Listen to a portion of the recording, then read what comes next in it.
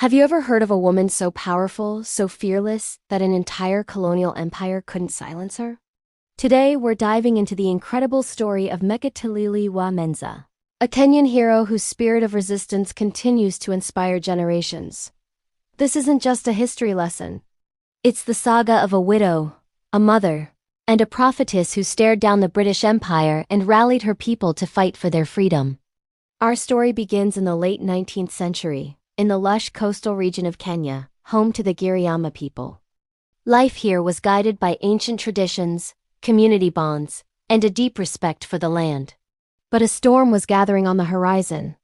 The British Empire, with its insatiable hunger for territory and resources, was expanding its influence. By the early 1900s, British colonial rule had tightened its grip on the region, bringing with it forced labor, heavy taxes, and a complete disregard for the Giriama way of life. The British wanted men to work on their plantations, land for their settlements, and total submission from the local population. The Giriama, a proud and independent people, were being pushed to their breaking point. Their elders, the traditional governing council, were struggling to counter the overwhelming force of the colonial administration. The fabric of their society was tearing apart. It was in this climate of oppression and simmering anger that a leader emerged, not from the ranks of warriors or chiefs, but in the form of a woman named Mekatilili wa Menza. Mekatilili was born around the 1840s, so by the time the British became a major threat, she was already a respected elder. A widow and a mother, she was not your typical revolutionary.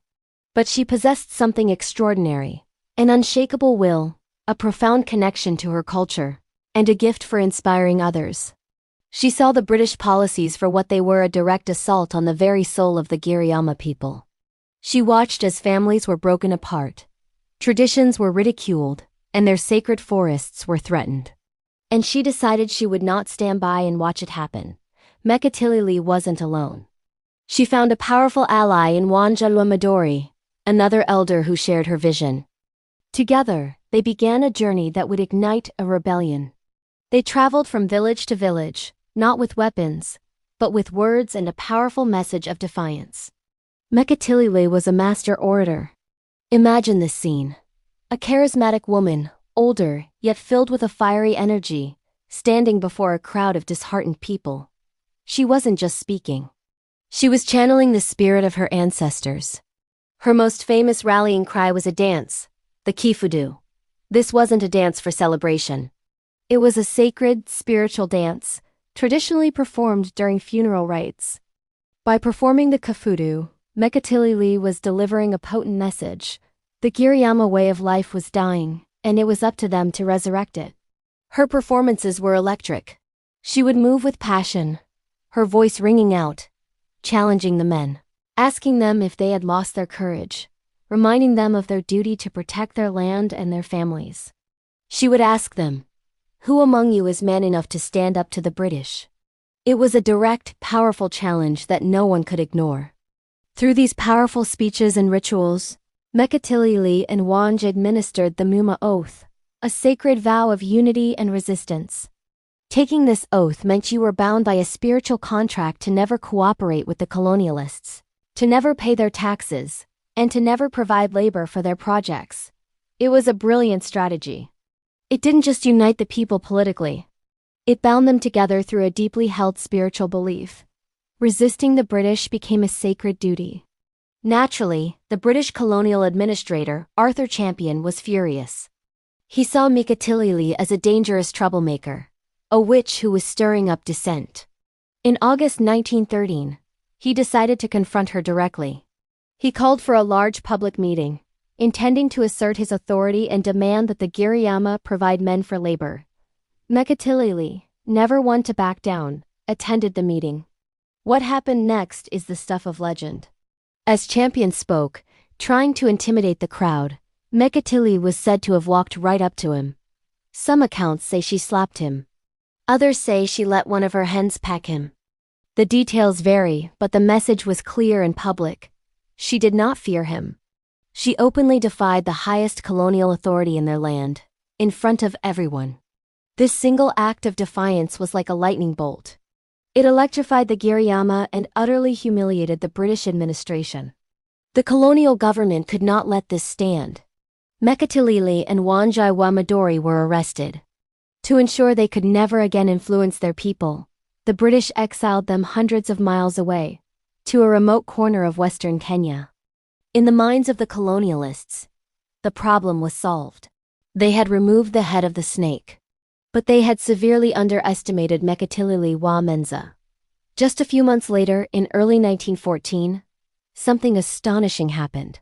Mekatilili and Wanjai reappeared back in Giriamaland.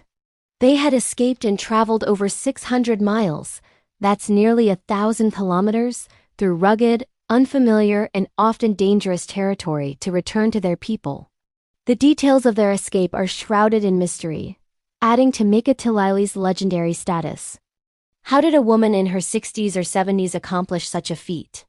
To her followers, it was proof that she was protected by supernatural powers. To the British, it was an infuriating and baffling display of resilience. Her return reignited the resistance. The Giriama, inspired by their leader's miraculous comeback, launched a full-scale rebellion, known as the Giriama Uprising or the Kondo Yachembe. They refused to move from their ancestral lands, burned down colonial outposts, and actively fought against British forces. The British responded with overwhelming force, burning villages and confiscating livestock in a brutal campaign to crush the rebellion. It was a bloody and difficult period. Despite their courage, the Giriama were ultimately outmatched by the superior firepower of the British military. The rebellion was eventually suppressed. Mekatilili was captured once again. This time, the British sent her even farther away, to an island in the Indian Ocean. But even in exile, her spirit remained unbroken. Eventually, after the end of World War I, she was allowed to return to her homeland, where she lived out the rest of her days. A living symbol of resistance. She passed away around 1924 and was buried in a sacred grove, honored as a hero and a prophetess. So why is Mekatilili's story so important? First, she completely shattered the stereotypes of her time.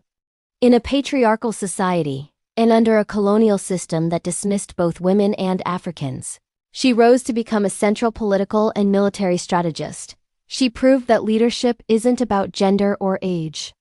It's about courage, vision, and the will to fight for what is right. Second, her methods were incredibly sophisticated. She understood that to defeat a foreign power, you first had to unite your own people. She used culture dance, rituals, and spiritual oaths as a powerful weapon of mobilization.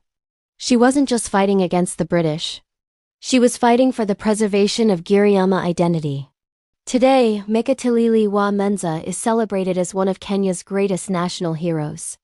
There's a statue in Nairobi honoring her, located in a garden named Uhuru Gardens, which means Freedom Gardens, a fitting tribute. Her story is taught in schools, and her name is synonymous with courage and the fight for independence. She reminds us that one person's voice, filled with conviction, can spark a movement. She shows us that true power comes not from guns or governance, but from the hearts of people united in a common cause. Mekatilili's legacy is a powerful testament to the resilience of the human spirit in the face of injustice. She was a woman who, armed with little more than her voice and her beliefs, took on an empire and left an indelible mark on history.